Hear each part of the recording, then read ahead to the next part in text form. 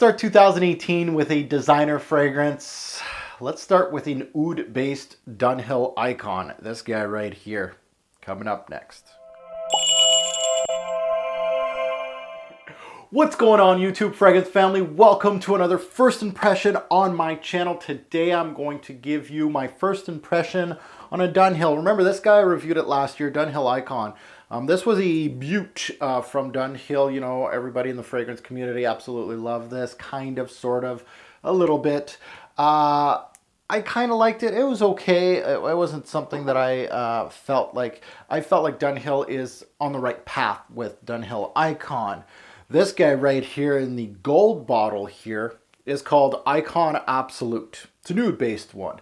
I love the gold and black, by the way. Beautiful, gorgeous. These bottles are gorgeous. They are worth the money just for the bottle. No joke. And these are at discounters, these Icon fragrances, like $50 or less. So really bang for your buck for all those bottle lovers out there. This is good stuff. So before I get into the first impression, of course, I want to thank my partner FragranceX.com for, of course, Dunhill Icon Absolute. You can purchase that scent. It's in stock on FragranceX.com. You can utilize my code ROBES08. So let's get into it. This is my scent of the day or scent of the night tonight. I'm actually shooting it tonight. I am wearing several spritz across my body, except for my hand here. Why is that? Well, that's for the introduction. The rest is for, of course, the dry down. So let's get into my first impression on this sucker. Let's see what I get in the introduction. I'm going to do a double pump here. Why not put some on a piece of paper too here? Why not? With my, of course, my ROBES08 logo. Pretty snazzy stuff. So let's smell myself. That's very, very familiar. That's better on my skin. So very familiar, and anybody that is heavy into ouds will know what this is all about. Oud saffron combo. Very, very familiar. It's saffron and oud go hand in hand. Very familiar and actually not too shabby. There's a good pinch of black pepper in this fragrance, which gives it a little bit of kick. I like that. I actually like the black pepper. The oud is decent.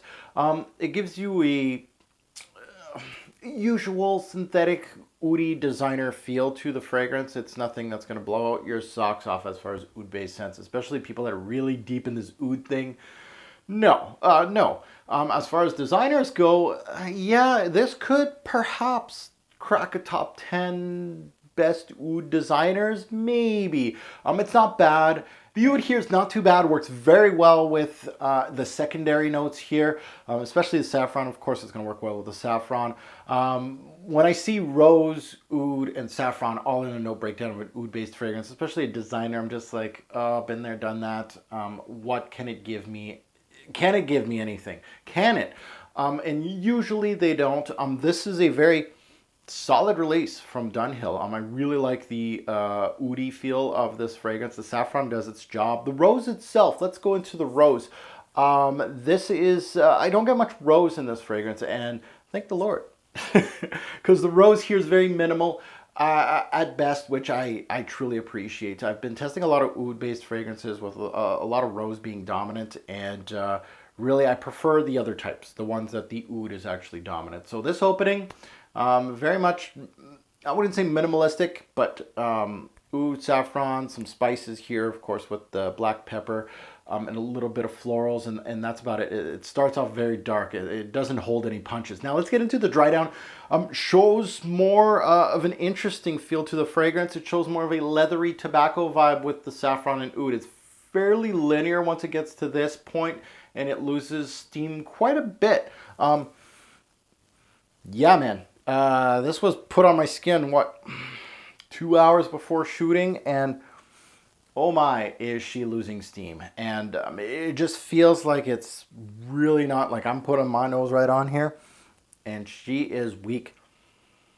This is nice and bold, though. I like the leathery tobacco vibe in this. It really is interesting. It almost has like a, how can I say it, like almost a smoky leathery vibe, but it also has that rough and tumble tobacco, like really nice. Very masculine and very dark. I really like this scent. The only thing is the longevity and the projection on this one is kicking my butt because it really isn't there. So overall, the one thing that looks like it's going to be a drawback here, longevity and projection. Good scent, got no gas to it.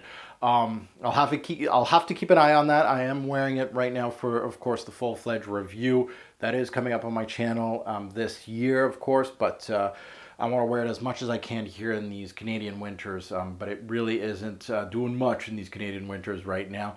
It's a really decent release, to be quite honest with you, especially at the price that I can find it at discounters. I don't know how much it is retail. It's probably a ridiculous price. So, but it does remind me of one of my favorite designers that comes to mind, and that's Versace pour Oud Noir.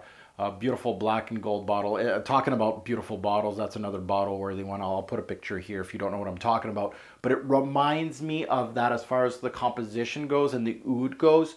It really isn't very oudy, but it does its job and it's very nice.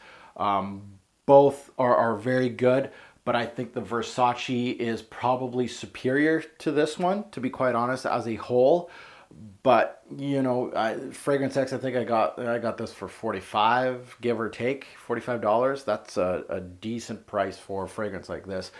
Very dark and well composed. So we'll see if it can last.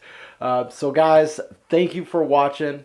To all my subscribers out there, please comment below, love, hate, on this fragrance. I'd love to hear your take. There's not too many reviews or full-fledged reviews or takes on this particular fragrance, so I'm sure a lot of my subscribers want to hear people's take on it. So please comment below if you have smelt this, and of course, let us know what you guys think of this icon brand. I got two now.